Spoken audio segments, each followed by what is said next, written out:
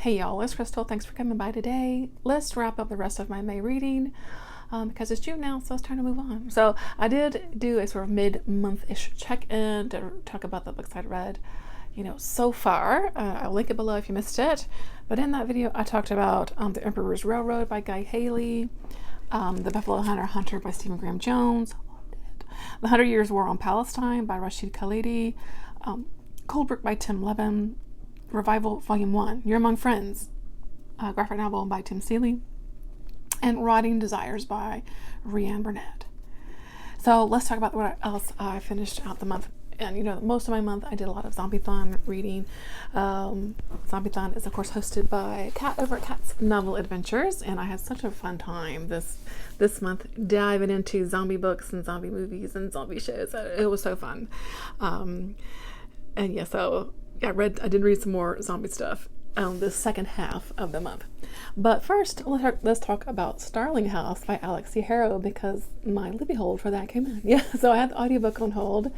And you know how Libby do. She just be like, girl, how about this one? And so she just slides it on in when she wants. And so I say, yeah, okay, I'll take it. I'll take it now, I guess. Even though you said it was 8 weeks hold, it's fine. But I'm so glad. I really enjoyed this book. And I had read a previous book by this author. Was it called Once They Were Witches, or Once We Were Witches, or something about witches? And I really loved that. And I really enjoyed this one too. So I'm very happy to have read another book by the author. Anyway, so the gist of this one, okay, vibes are a gothic feeling. We've got sort of old spooky, house, that's mystery. A mystery of the town, small town setting, yeah, vibes, right? But our main character is this sort of young woman who, it's just her and her brother. Her mother, died, and left just the two of them, and so she is feeling very obligated and to take care of her brother, who's still in high school and everything. He's very smart, but she's just kind of working, dead-end jobs and just trying to, they live in a hotel or a motel, and it's a small town where not a lot is going on, and she doesn't necessarily have a lot of options for herself. So she's just trying to do her best for her brother, and so she has kind of this plan in mind for try to get him out of this town, and kind of like that kind of thing, But there's this house in town called the Starling House that, like a lot of small towns do, there is this sort of history to it and a mystery surrounding it, and and she definitely feels sort of the pull to this house herself. And so one day she just kind of walks by the house, and she sees someone on the other side of the fence, and even though he warns her to stay away, she doesn't. And this man also feels a slight pull to her as well, and she starts working in the house because he's paying her lots of money, and she needs the money because, again, she has these plans for her brother. Anyway, that's the sort of general gist. And of course things unfold as she's learning a bit about the house and the family behind the house, history of the town, how it ties into another family that's in this town, the sort of rich people of the town, right? Connections even with like her mother and past, and her, who she is, and all this kind of good stuff. And then again, just the sort of dark history of this house, and sorry, I hit the camera, but just how kind of deep it goes. And oh gosh, I'm telling you, I really loved this, and it is definitely just some overall spooky vibes. And I really liked our main character. I think her name was Opal. I really liked her a lot. She she was very strong-headed and strong-willed, and followed her heart, followed her gut. I really liked her a lot. So I would definitely recommend this, especially if you kind of like that kind of setting. It was small town with this mysterious house element. That always is appealing to me personally as well. Yeah, highly recommend it. Really enjoyed it. Yeah, absolutely. Okay, then I read. Do I have it over here? Yes. So this is I had on my TBR, an actual TBR book. I had it on my list for Horror Mayhem. So to read some, short horror fiction, and this definitely fit the bill. I believe it was maybe it's not just under 100 pages. So, and I like this too. This is very strange. Okay, this will work really great for like a week of weird. I host those with Jason's Weird Reads in March and September. If you need a little something for a week of weird, I absolutely recommend this. This, I can't even, it's hard to even like describe this book. We've got this guy who, he's seeing things, and there is this sort of line is like, is the stuff there, is it not? And it goes to some weird places. I don't know, that's all I'm going to say, because because it is so short, and I think it's just best to just sort of experience it. It definitely gets dark. It's very kind of surrealist, kind of like Clive Barker vibes. I'm not saying it's copying Clive Barker, but like vibes, you know what I mean? I know. It's weird, odd, dark, and I really enjoyed it, actually. So, and it's a short little thing. So I had a good time with this. I really liked it a lot. What's next? Yeah, so then I dug into reading Hotel Laguna by Nicola Harrison. This was our May pick for Death by TBR Book Club. And this is an historical fiction story. And in it we're following this, sort of young woman. It's sort of, it starts to kind of World War II kind of time period, and then follows a bit after. So that's kind of our timeline. And she kind of lives in a small town. I think kind of just in the middle of the country here in the U.S. somewhere. I don't remember exactly now, but and she's kind of trapped in this sort of thing of like wanting to live her own life, but also there's these how she's supposed to be, because we're talking about 1940s, right? And so she's supposed to like kind of get engaged to this soldier who's going off to war and stuff like that. But what she ends up doing is going out to California, and right during the war she does work for a place that makes bombers, a la kind of Rosie the Riveter, and she really enjoys that. Really enjoys the work of it all, just doing the work and being with this this group of women, and just having a life of her own, making her own money, that kind of thing. And then of course once the war comes to an end, and all the men are returning, their jobs are just basically like, no, you just need to go back home now and become a wife, and and she's not really feeling it. Like, she's really not. And so she's like, I'm going to try something else. And she ends up in Laguna Beach, California. And that's kind of where the bulk of our story takes place, is her trying to, just kind of make a life for herself there. And so she ends up working for this sort of pretty well-known artist, and becomes an assistant for him, and maybe finds a romance, and just gets involved in the life of this little town, and things like that. So it kind of turns into a slight, I guess, more of a kind of slice of life sort of story as we're following her and her life in this town. There's some drama that happens and things, but overall, it's more of a slice of life sort of story. By the end of it, I settled on a 3-star for this one. I think I wanted a little bit more about her time working at the bomber plane place. I kind of wanted a little bit more of that. Not so much of her living in Laguna Beach, which seemed cool in the 40s and 50s, and but it just got a little drawn out for me a little bit, and it wasn't bad though. I enjoyed it. I think when it comes to more historical fiction stories, I sometimes like a little bit higher stakes. This was just, it's just sort of a nice, sort of comfy sort of story. Again, there's a little bit of drama in there, but overall, it's just the story of her, which isn't bad. It was interesting, and I really liked, of course, seen her sort of blaze her own path for her own life, but what she wanted and not what was expected of her. I mean, that, it's good to see for that time period. And the ending was a little saccharine, but overall it was an enjoyable read, and it was fun kind of picturing myself in Laguna Beach in the like I said, late 1940s, kind of early 1950s time period. I mean, what a time that would have been, right? But anyway, so it was an enjoyable read, and I'd be curious to see what else the author comes up with, for sure. And the writing was enjoyable, and again, her characters were really good, very realistic, and again, just the setting of Laguna Beach was really nice too. So overall enjoyable. I just maybe wanted maybe a little more, And then I did finish up, to change like totally different vibes, is this Look at Our Holes anthology.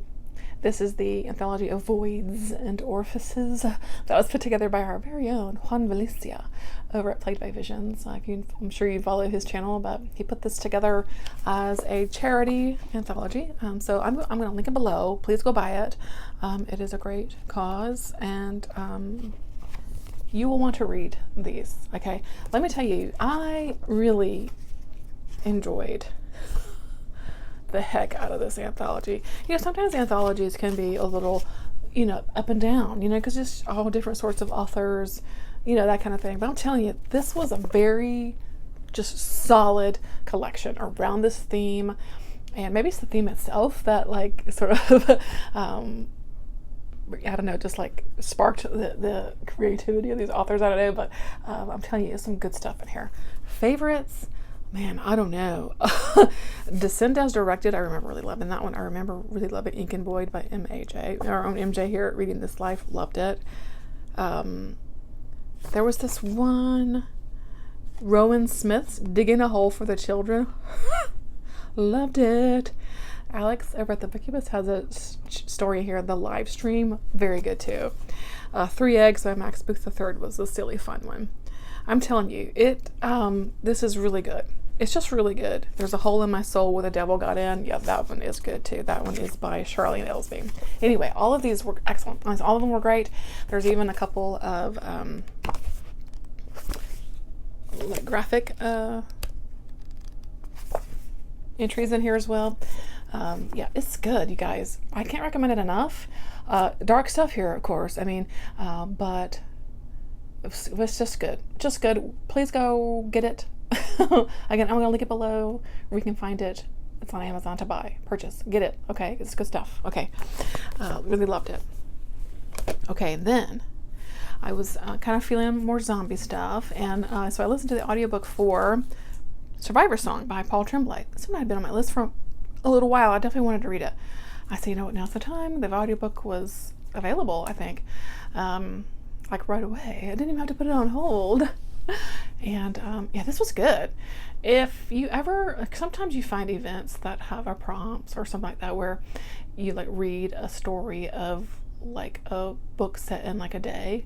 This would fit that prompt. It's set in maybe just a couple of days, it's a very short time frame. And it's very fast paced. It is very fast paced. And it's essentially this, it's a virus, more of a virus story, but it is a sort of raging, sort of, what's the word? Rabies type of virus starts spreading, and it's very early in the days, and so it's one of those stories where we're seeing how it happened, and our main character is this woman who, is literally a couple of weeks away from giving birth, and as she and her husband and they're in their home, and stuff is happening. It's things are getting kind of weird out there, and they're having, to keep lights off and go to, get supplies at, certain places and things like that. And it just so happens that on one of these supply runs, her husband comes back, and this is very, very beginning of the book. Her husband comes back, and lo and behold, something kind of gets in the house behind him, and he is no longer with us. And so it sets our lady off on a, because she's now what do I do, right? And so she goes to see her friend who happens to be a doctor, but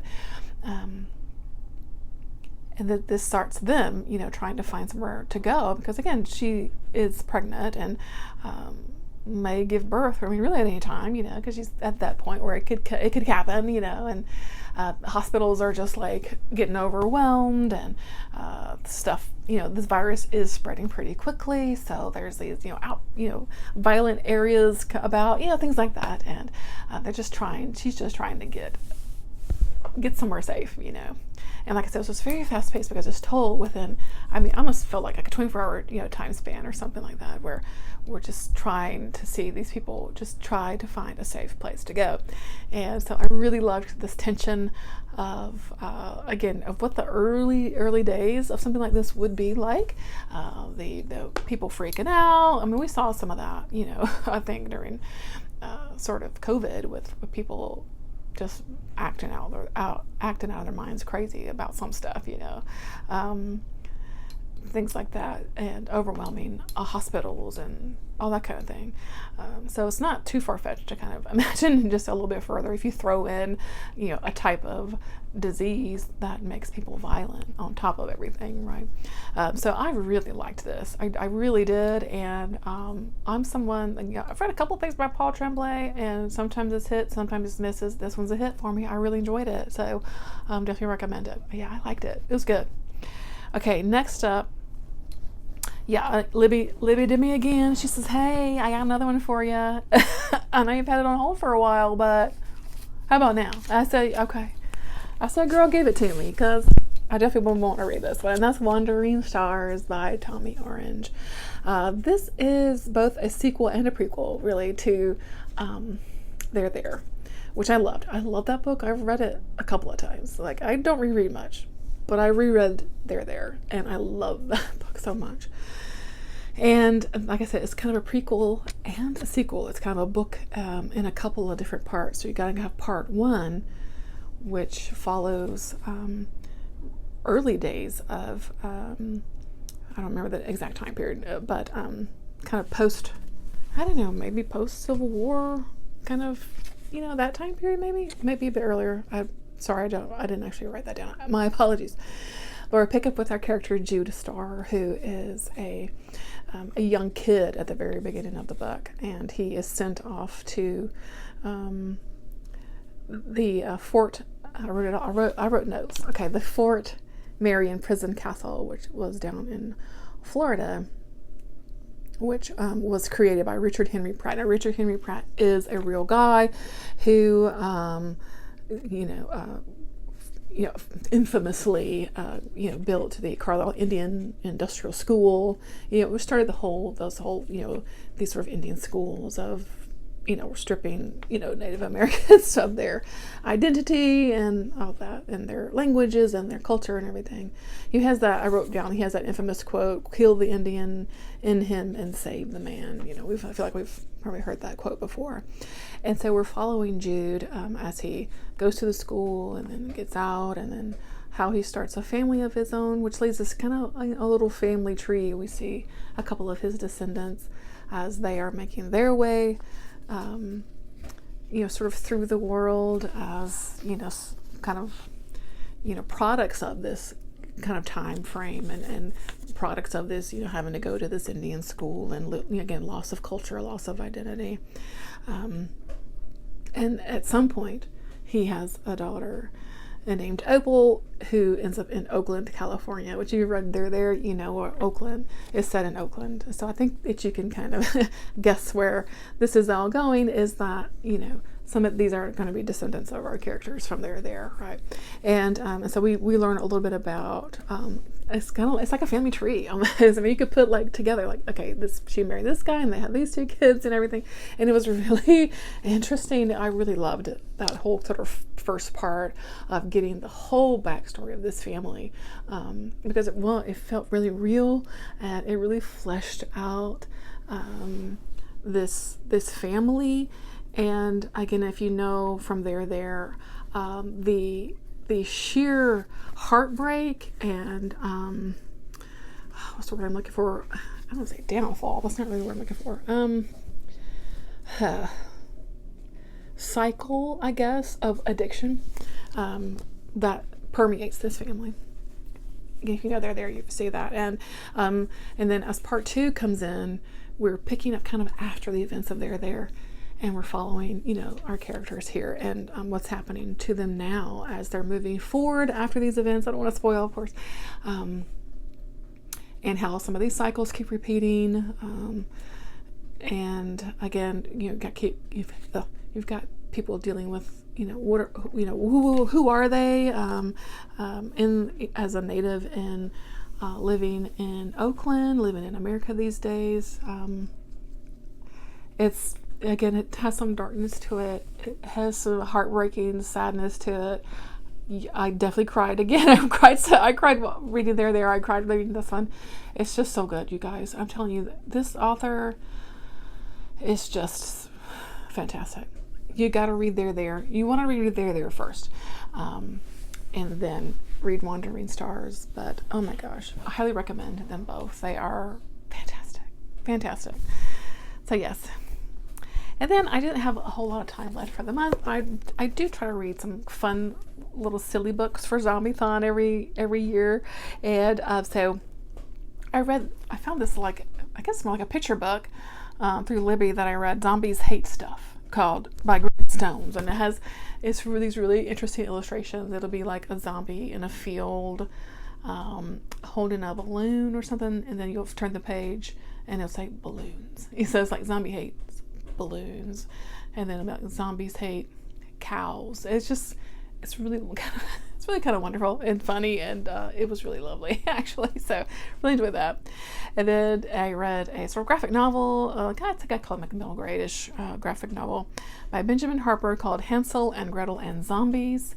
And Hansel and Gretel in here are from a zombie family, and they're trying to find brains for their family to eat, which leads them to the witch's house, and the story goes from there. So it was fun, and it was cute and fun.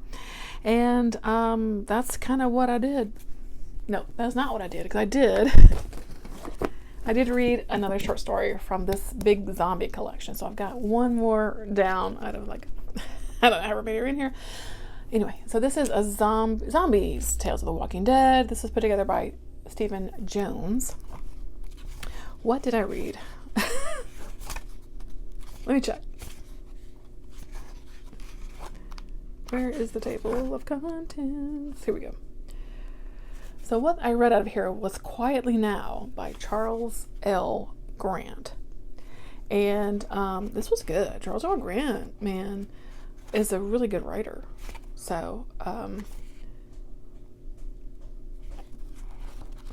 don't know. I don't want to say much about it. It's a short story, but but it was good.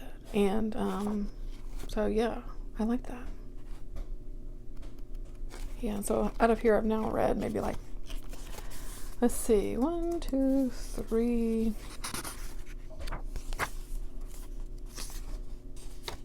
4, 5. I've got one more thing. I did read another story out of Zombies, Tales of the Walking Dead. This is edited by Stephen Jones. I read, I won't go too much into it, but I read, what's it called? I read by Charles L. Grant. What's the name of the story? Quietly Now. Yeah, Quietly Now by Charles L. Grant. And I really enjoyed that. Charles L. Grant, man, a heck of a writer. I don't know if I've read him before. I can't remember, but man, it was really good. So I've read just a few of these stories out of here. I'll save it for next Zombiethon. It'll be fine. So I did tackle another story out of them. So that's kind of it. And I had a really, honestly, pretty solid reading month. I had some really great books this month. I really did. And I'm very, very happy with my zombie reads, my Libby holds, even though, she keeps kind of killing me. But I do have a couple things in progress, speaking about Libby holds, one of which is Victorian Psycho. I had the ebook on hold since it came out. So she's like, hey, how about now? So I'm reading that now. I'm also reading Skin by Kathy Koja. I had that arc. I think it's already out. They reprinted it. So I'm really enjoying that. So I have those two in progress. So I'll just carry over into the first bits of June and finish those out. But other than that, I had a really great month. And so that's it. I'm gonna wrap it up here. Let me know what your favorite thing was that you read in May, or did you do Zombiethon? I don't know. Let me know what all you got into for May. I want to know. I will do a fun stuff wrap up as well and talk about zombie stuff that I watched and stuff too. I watched some good stuff. So stay tuned for that. I'm not sure when I get that out, but I'll work on that. And yeah, that's it. I hope you are doing well, taking care of yourself, hanging in there. I'll catch you next, guys. Bye.